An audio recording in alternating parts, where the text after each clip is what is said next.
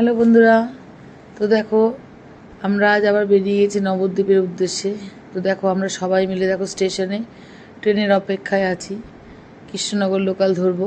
তো দেখো এই যে ট্রেনে আমরা সবাই উঠে পড়েছি, সিটও পেয়ে গেছি। আর রবিবার গুরু পূর্ণিমা ছিল, যথেষ্ট ভিড়। তো যাই হোক, আমরা বসার সিট পেয়ে গেছি। সবাই এক জায়গায় বসে আমরা আড্ডা মারতে মারতে 2 ঘন্টা 2.5 ঘন্টা কাটিয়ে দিয়েছি। খুব আনন্দ করেছি ট্রেনে ভীষণ আনন্দ করার পর। তো দেখো ট্রেন এবারে এসে অটো ধরে আমরা যাচ্ছি ঘাটে। তো ঘাট থেকে পার হয়ে তারপরে আমরা নবদ্বীপ যাব। তো টোটো প্রচুর লাইন, কিন্তু প্রচুর টোটোও আছে, অসুবিধা হবে না। মোটামুটি ভিড় হলেও প্রচুর টোটো আছে। তা সবাই আমাদের অনেকগুলো লোক আছে বলে আমরা 3-4টে টোটোতে গিয়ে তারপর লঞ্চ ঘাটে গেছি। তো দেখো এই যে লঞ্চ একটা ছেড়ে দিয়েছে, এই লঞ্চে আমরা পাইনি। তো পরে দেখো দাঁড়িয়ে আছে আর একটা লঞ্চের অপেক্ষায়। তো এই লঞ্চটা আসছে, এই লঞ্চে আমরা উঠব। ভীষণ রোদ, ভীষণ গরম। তো আমরা আনন্দ করতে করতে চলে গেছি। তো প্রথমেই আমরা গেছি দেখো এই যে গুপ্ত বৃন্দাবন একটা জায়গা আছে। আর গুরু পূর্ণিমা বলে সব জায়গায় কীর্তন, সব জায়গায় অনুষ্ঠান, সব জায়গায়। আর প্রতিটা জায়গায় ভীষণ ভিড়। আর মানে খুব আনন্দ, মানে এমনি সময় শুধু ঘুরে দেখার একটা আলাদা আনন্দ। আর গুরু পূর্ণিমা সব জায়গায় কীর্তন হচ্ছে, সব জায়গায় নাম হচ্ছে। সেই নাম কিন্তু শুনতেও তো ভীষণ ভালো লাগে।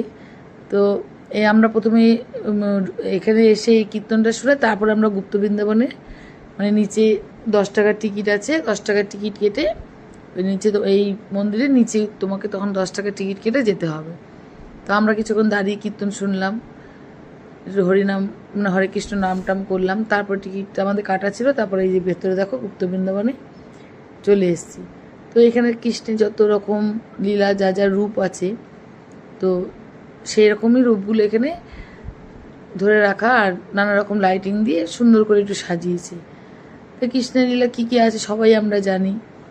সেরকমই সব রকম, এই যে যেমন এই যে কৃষ্ণ জন্মের পরে যখন নিয়ে যাচ্ছিল সব নাগ কৃষ্ণকে পাহারা দিচ্ছিল, এরকমই সব রকম কৃষ্ণের নানা রকম লীলা দিয়ে গুপ্ত বৃন্দাবনটা সাজানো, লাইটিং ফাইটিং করা, খুব সুন্দর।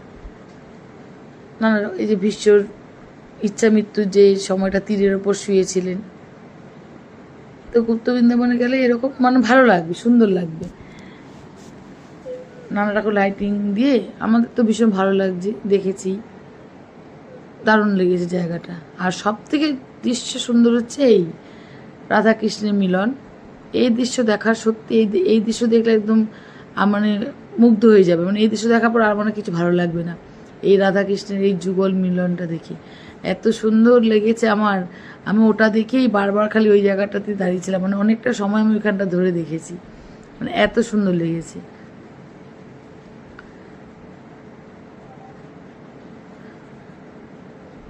এবার দেখতে একটু সময় লাগবে, অনেকটা জায়গা নিয়ে সুন্দর করে ধীরে ধীরে দেখতে গেলে একটু সময় তো লাগবেই। আর সুন্দর করে না দেখলে ভালো লাগবে না, ধীরে ধীরে করেই দেখতে হবে, কিন্তু ভালো লাগবে দেখতে, সুন্দর লাগবে। খুব সুন্দর সাজিয়েছে গুপ্ত বৃন্দাবন। আগে ছিল কিনা আমি জানি না। তারপরে তো এখানে নানা রকম শ্রীকৃষ্ণ চৈতন্যের যেখানে বাড়ি, তারপর নানা রকম ছোটোখাটো মন্দির, সে ভর্তি অনেক অনেক কিছু আছে। আর সেই সব ছোটোখাটো জায়গা সব কিছু আমি উল্লেখ করে ধরিনি, জায়গাটা যেটুকু পেরেছি আমি সেগুলোই দেখিয়েছি। যে সচিমাতা যেমন কোলে নিয়ে বসে আছেন। আর এই হচ্ছে 60 ফুটের যে চৈতন্যদেবের 60 ফুটের যে চৈতন্যদেবের নাম শুনেছেন, সেটা এই জায়গাটায় যে গুহার ভেতর দিয়ে ঢুকে তারপরে নানা রকম সেই কৃষ্ণের চৈতন্যের নানা রকম দৃশ্যের ভেতরে আছে। তো এই গুহার ভেতর দিয়ে ঢুকতে ভীষণ ভালো লাগছিল, লাইটিং করা সুন্দর লাগছিল। এ দেখো সবাই মিলে আমরা, এর ভেতরেও টিকিট আছে, এটাও কিন্তু 10 টাকা করে টিকিট। এই টিকিট কেটে 60 ফুটে সেই চৈতন্যদেবের মূর্তিটা দেখতে এর ভেতর দিয়ে যেতে হবে।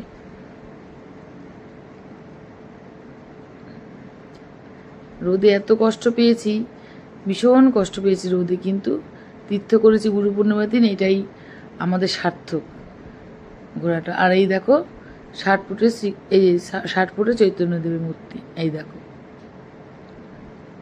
এটাই দেখার জন্য 10 টাকা টিকিট কেটে ভেতরে ঢুকতে হবে। তারপরে নানা রকম বাগানে, সুন্দর বাগান, তার মাঝখানে মাঝখানে সব লীলার সাজিয়ে সাজিয়ে রেখেছে, সাজানো আছে সুন্দর।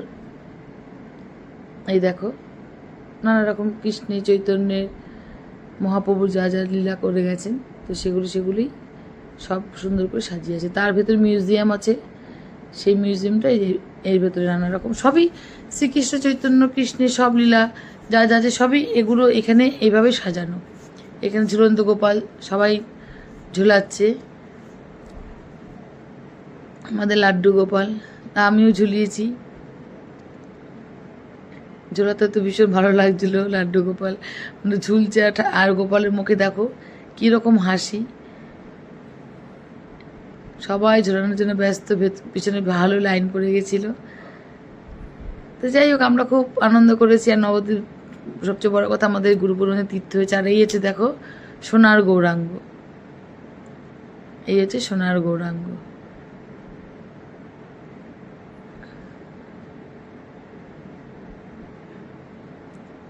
এই দেখো সোনার গৌরাঙ্গ, যেটার সবচেয়ে নাম যে সোনার গৌরাঙ্গ নবদ্বীপে।